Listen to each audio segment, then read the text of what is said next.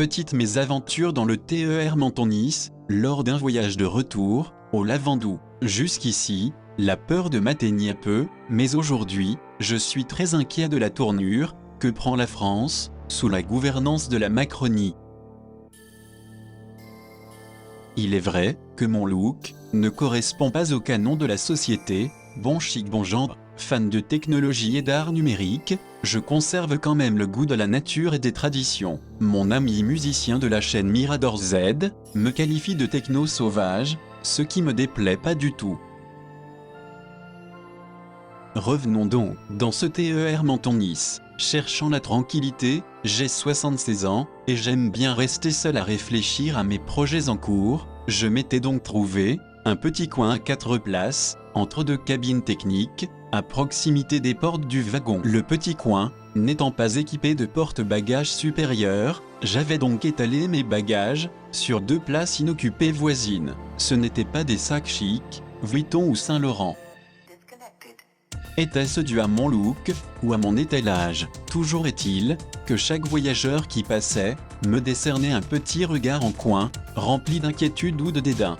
Bon enfant, je prenais cela pour le stress du départ au boulot. C'était le matin, vers 7 heures, mais c'était particulièrement gênant. Il faut dire, quand même, que ce train venait de Vintimille, en Italie, là où se retrouvent beaucoup de migrants désirant entrer en France. Cette situation commençait à m'exaspérer. Avais-je l'air d'un terroriste ou d'un membre de la 5e colonne, le fantasme d'Estrosi, le maire de Nice? Puis passa un flic, seul ce qui est rare, qui me lança également un regard soupçonneux, puis continua sa ronde. Une seconde après, il revint et me demanda mes papiers. J'avais remarqué qu'il n'avait demandé les papiers à aucun autre voyageur. Ceci me mit dans une colère terrible. Pour ne pas être en infraction, je lui présentai ma carte d'identité, mais il fallait que je réagisse. J'ai donc, de ma voix la plus forte, pour que tout le monde entende, engagé une engueulade de ce jeune imbécile, en lui demandant s'il fallait être coiffé comme un skinhead pour être un bon Français,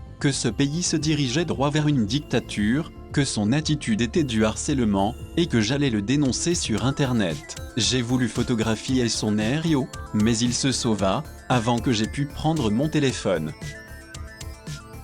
Je décidai alors de le poursuivre, en continuant à l'interpeller à voix haute, pour que les autres voyageurs entendent mes griefs, envers ce jeune flic, qui sans doute manquait d'expérience, un ancien, m'aurait réprimandé pour scandale dans un lieu public. Considérant cela, et pour ne pas laisser mes bagages sans garde, je renonçais de le suivre plus loin, mais j'étais toujours autant énervé.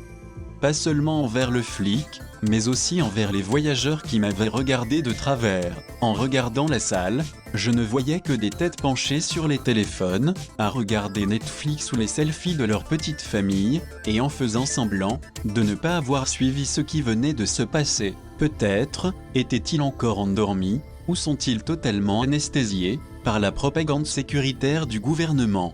Ce comportement, alimenté par les médias diviseurs, des sondages venus de je ne sais où, est le vecteur de plus d'autorité, de discrimination, de délation, d'atteinte à la liberté individuelle et collective. La police au service du capital et de la gouvernance occidentale est un instrument de désordre qui met toute son énergie pour matraquer les manifestants et bâillonner la contestation, mais ignore les méfaits des criminels en col blanc.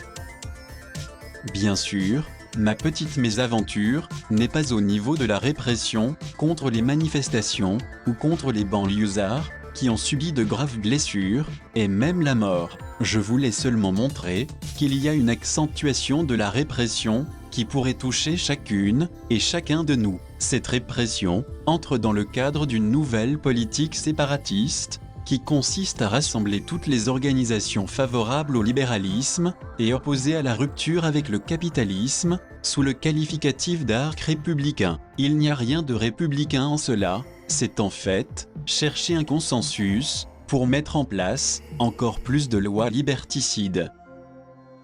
Ce qu'il faut surtout, c'est ne pas céder à la peur et au découragement. De durs mois, et peut-être de dures années, se préparent. Soyons vigilants et actifs pour contrer cette volonté coercitive du gouvernement de Macron. Pour ma part, je continuerai sans relâche de dénoncer toutes ces mesures antisociales et anti-humaines.